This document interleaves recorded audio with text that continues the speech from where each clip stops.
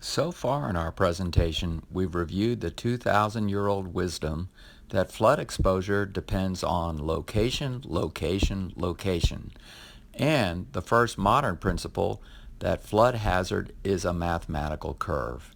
Now we'll address the next fundamental tenet that flood risk is a present value. There is a technical distinction between hazard and risk. For flooding, hazard describes the location-specific probability for a flood level. Importantly, if the location flooding is subject to control measures, such as a well-maintained drainage system, pump station, or levee, hazard has to take into account failure probability for those measures. Risk, on the other hand, describes the location-specific probability for some important consequence of that flood level. Consequences are grouped into three categories. The first category is safety, and specific consequences include fatalities, injuries, and physical and mental health impairment. Safety is the top priority for government agencies, businesses, hydrologists, and other flood professionals, and most households. The management goal for safety is prevention of the consequences. Virtually every household, business, and community addresses prevention of adverse safety consequences for flooding, as they do with fire, by evacuation. In those cases where evacuation is not always feasible, such as downstream of a dam, then the protection measures must be designed for floods of extremely low probability, often a 1 in 10,000 year flood, and with rigorous factors of safety to assure the performance of the measures. The second category of flood consequences is economic or financial. These include damages to property and the expenses and lost income associated with those damages, all of which can be priced. The management goal for economic losses is timely recovery through cleanup and repairing, rebuilding, and restoring to the pre-flood status. Importantly, with few exceptions, there is no blanket goal of totally preventing flood economic damage. A third category of flood consequences is the loss or diminishment of social, cultural, historic, or ecologic values and resources that cannot be effectively priced, such as a homeowner's photo albums or the character of a community. The management goal for this last category, whether for a household, a business, or a community, is highly dependent on their priorities. Crucially, management approaches for economic and financial risk are typically not rigorous enough for preventing fatalities, injuries, and illness. A classic example is the hurricane levee around New Orleans, which the Corps of Engineers is designed only to somewhat reduce the chance of a severe economic loss from coastal surge. The levee does not reduce the need for public evacuation when a major hurricane threatens. To emphasize this point, in the minds of local citizens, the Corps officially renamed the levee as the Hurricane and Storm Damage Risk Reduction System. Wise management for public safety risks through proper evacuation and associated sheltering measures, and occasionally through rigorous prevention measures, is obviously a very important subject. However, this presentation on 21st century flood risk wisdom, like the 2,000-year-old proverb recounted earlier, focuses on wise management for flood economic risk, the wisdom needed by households, businesses, and communities to provide for timely recovery. In Tenet 2, we discussed how flood hazard is best understood as a graphed, location-specific, full-spectrum, fuzzy curve.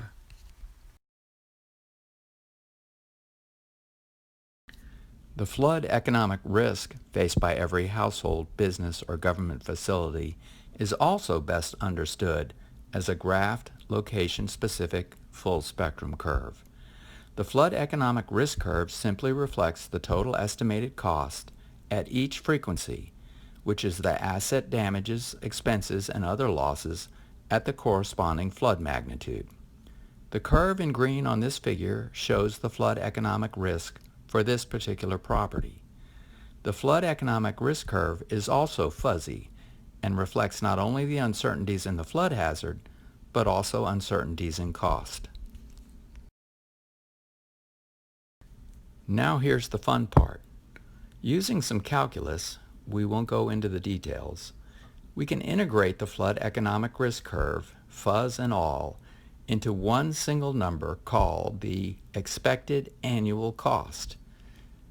The expected annual cost is like an average cost for a location over millions of years, assuming nothing changes. The expected annual cost is a real flood economic risk number. It's why using a flood hazard curve, despite even if it is a very fuzzy one, is much, much better than a score or a factor. For this green fuzzy curve, the expected annual cost is about $2,100. Expected annual cost is pretty much the same thing as actuarial cost, a term used in insurance.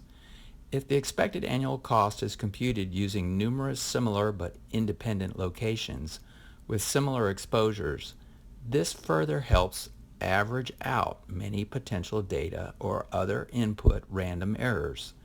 For a large pool, this significantly reduces the uncertainty, the scientific guesstimate, in pricing flood economic risk.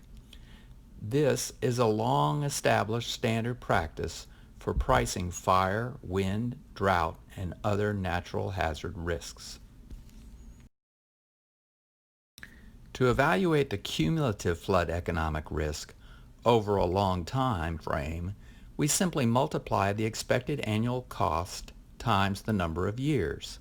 In this case, $2,100 times 30 years would equal a cumulative cost of $63,000.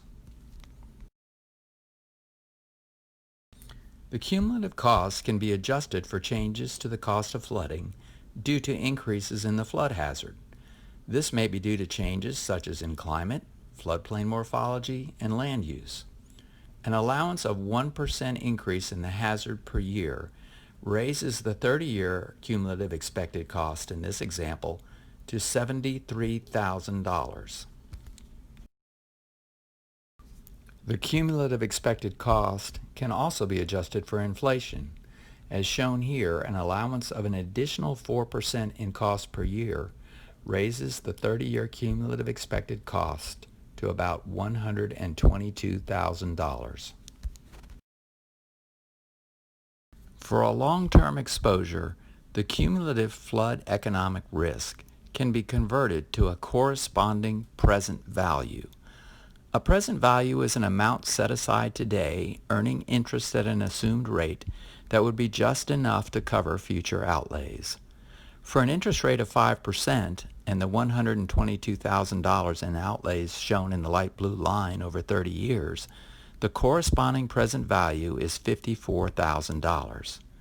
If there was a second nearby similar property with, say, a $24,000 present value flood economic risk, the property in this example would be worth $30,000 less. It's like comparing a home with an old roof in need of immediate replacement versus one with a 2-year-old roof. A very useful feature of having real numbers for a location's flood economic risk in the form of expected annual cost and present value is that these can be aggregated across areas of interest, such as watersheds, neighborhoods, communities, and regions. This enables straightforward estimates of the whole area's flood economic risk and the evaluation of area-wide alternatives to support timely recovery.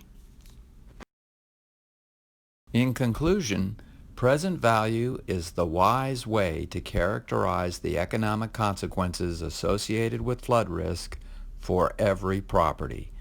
It accounts for the flood hazard curve, the total cost of flooding at various probabilities and magnitudes, and the cumulative exposure over changing conditions. Moreover, it accounts for a lot of uncertainty. As a real cost number, unlike scores and factors, It can be used in rigorous financial evaluations such as benefit cost analysis and return on investment.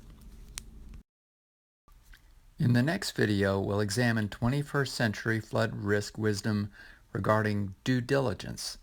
Please don't hesitate to email, text, or call me with comments and questions.